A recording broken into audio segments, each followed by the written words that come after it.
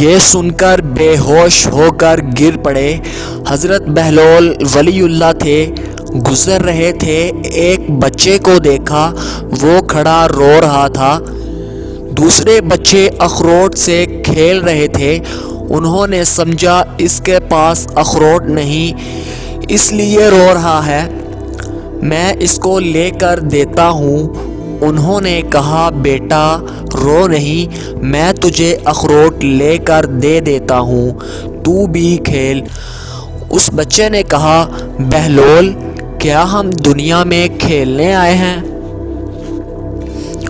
ان کو اس بات کی توقع نہیں تھی کہ بچہ ایسا جواب دے گا، تو انہوں نے کہا اچھا پھر کیا کرنے آئے ہیں؟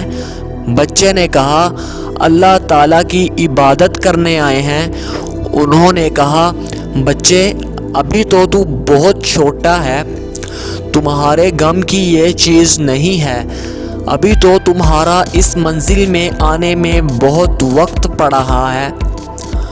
تو اس نے کہا ارے بہلول مجھے دھوکہ نہ دے، میں نے اپنی ماں کو دیکھا ہے، وہ صبح جب آگ جلاتی ہے تو پہلے چھوٹی لکڑیوں سے جلاتی ہے اور پھر بعد میں بڑی لکڑیاں رکھتی ہے، اس لیے مجھے ڈر ہے کہیں دوزخ مجھ سے نہ جلائی جائے اور میرے اوپر بڑوں کو نہ ڈالا جائے۔